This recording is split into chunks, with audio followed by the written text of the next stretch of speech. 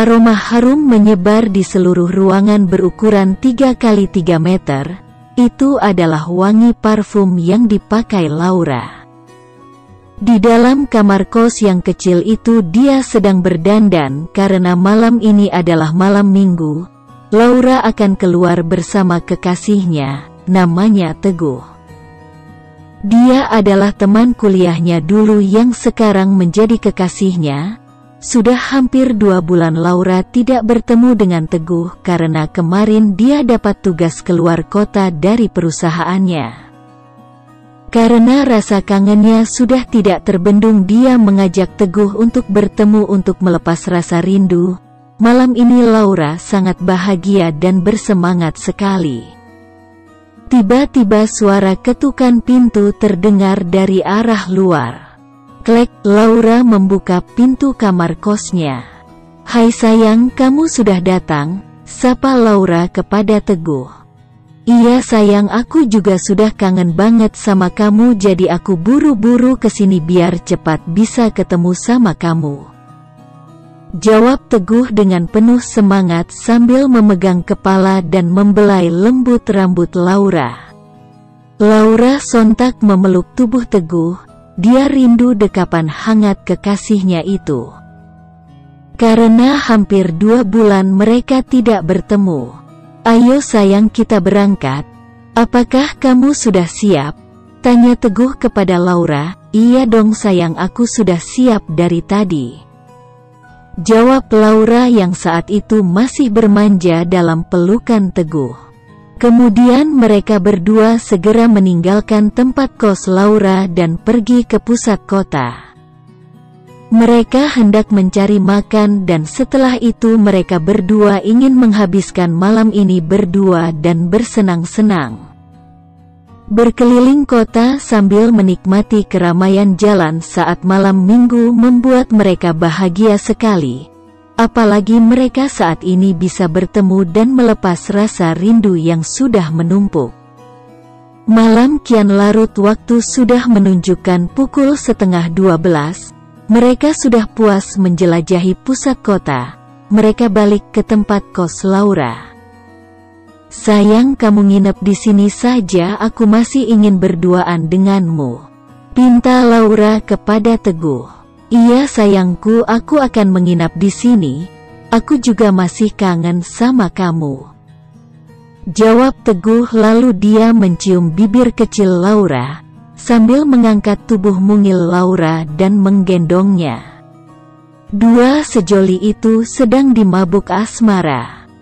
Dan entah sudah berapa kali mereka melakukan hubungan yang sudah melewati batas wajar pacaran. Malam ini mereka sangat bahagia. Tanpa rasa berdosa sedikit pun Laura dan Teguh sudah berkali-kali melakukan hal yang sudah melewati batas itu. "Sayang, sudah mau pagi, aku pulang dulu.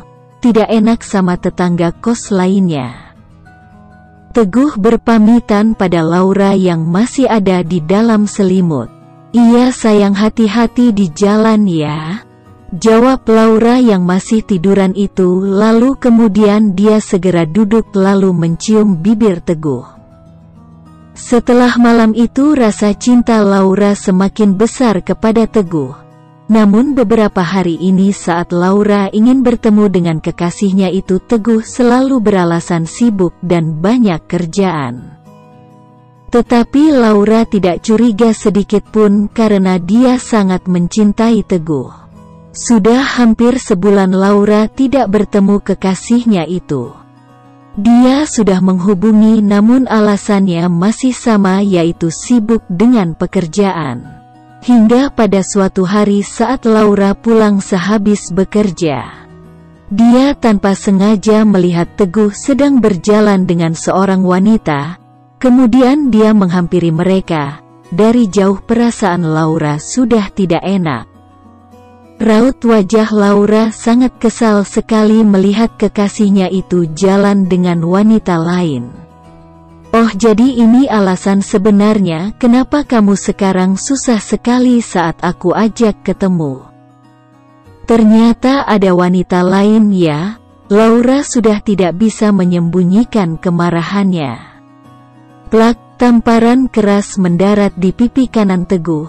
Bekas merah pun terlihat jelas di pipinya. "Sayang, aku bisa jelasin semuanya," kata Teguh. "Tidak ada yang perlu dijelasin lagi. Semua sudah jelas, kamu selingkuh dengan wanita lain," jawab Laura dengan penuh amarah. Kemudian dia segera meninggalkan Teguh bersama wanita itu. Ternyata saat Laura dinas keluar kota selama 2 bulan itu dimanfaatkan oleh Teguh untuk berselingkuh dengan wanita lain. Dan hari ini Laura mengetahui kelakuan bejat kekasihnya itu dan dia melihat dengan mata kepalanya sendiri betapa hancur hatinya karena cinta Laura terhadap Teguh sangatlah besar sekali. Dia juga sudah memberikan semuanya, bahkan kegadisannya telah dia berikan kepada kekasihnya itu. Setelah kejadian itu Laura menjadi murung dan tidak ada semangat untuk menjalani hidupnya. Dukungan dari teman kerjanya sangat banyak sekali, namun dia masih belum bisa melupakan kekasihnya itu. Sudah hampir 3 bulan setelah kejadian itu, bukannya makin membaik, justru Laura semakin depresi. Pagi ini Laura berangkat kerja seperti biasanya. Namun raut wajahnya masih seperti kemarin, tak nampak sedikit pun suasana bahagia di wajah itu. Sesampainya di kantor dia langsung masuk ke ruangannya tanpa menghiraukan temannya yang saat itu menyapanya.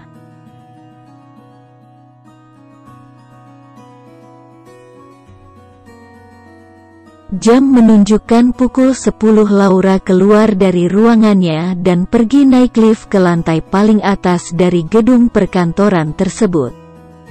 Sesampainya di atas gedung dia menuju pintu yang biasa dipakai petugas kebersihan gedung yang biasa membersihkan jendela kaca gedung. Ternyata Laura berniat mengakhiri hidupnya dengan melompat dari atas gedung tersebut. Dia berdiri di pinggiran atap gedung itu, angin yang berhembus kencang tak merubah pendirian Laura. Kaki yang indah berdiri sambil gemetaran, Laura sudah siap untuk melompat dan mengakhiri hidupnya.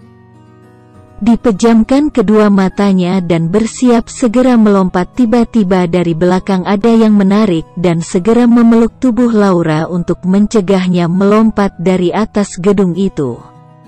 "Apa yang kamu lakukan? Apa kamu sudah gila? Melompat dari atas gedung ini kamu bisa mati," kata seorang pria yang saat itu masih memeluk tubuh Laura. Dia adalah Bagas, salah satu petugas kebersihan gedung tersebut. "Lepasin. Aku memang mau mati. Aku sudah tidak mau hidup lagi. Lepaskan aku," berontak Laura seraya ingin melepaskan diri dari pelukan Bagas dan kembali melompat dari atas gedung itu. Semua masalah pasti ada jalan keluarnya, bukan dengan cara seperti ini. Dan yang pasti Tuhan tidak akan memberikan cobaan melebihi batas kemampuan hambanya. Dan pasti ada hikmah di balik semua masalah ini. Laura menjadi tenang dan sejenak memperhatikan sosok laki-laki yang ada di hadapannya itu. Wajah tampan itu terlihat sangat jelas meski peluh keringat dan bekas noda menempel di wajah itu. Karena saat itu Bagas sedang bertugas membersihkan kaca gedung tersebut. "Kamu siapa? Kenapa kamu mencegahku melompat tadi?" tanya Laura kepada Bagas. "Aku Bagas, aku petugas kebersihan di tempat ini, dan nama kamu siapa?" Bagas balik bertanya kepada Laura. "Aku Laura. Aku bekerja di salah satu kantor di gedung ini," jawab Laura dengan nada pelan. "Kenapa kamu sampai ingin melakukan hal senekat itu? Apa yang kamu lakukan itu adalah perbuatan yang paling dibenci Tuhan. Apakah kamu mau sengsara di dunia dan lebih sengsara lagi di akhirat kelak? Bagas mencoba menasehati Laura supaya sadar bahwa apa yang dia lakukan itu tidak benar dan tidak akan menyelesaikan masalah. Akhirnya Laura mulai menerima apa yang dikatakan oleh Bagas. Dia harus bisa melupakan masa lalunya itu dan bangkit dari keterpurukan. Senyum yang menghilang beberapa waktu lalu kembali merekah di bibir kecil Laura. Dia bangkit dengan semangat baru. Laura yang dari tadi duduk lemas berlahan berdiri.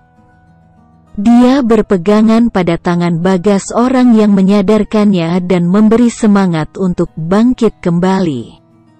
Terima kasih ya, kamu sudah mencegahku tadi. Aku sadar apa yang aku lakukan tadi salah. Semua masalah pasti ada jalan keluarnya. Dan aku akan mengambil hikmah dari masalah yang aku alami. Laura benar-benar merasa seperti hidup kembali, dengan jiwa yang baru. Kemudian mereka berdua masuk ke dalam gedung dan setelah itu hubungan Laura dan Bagas semakin akrab.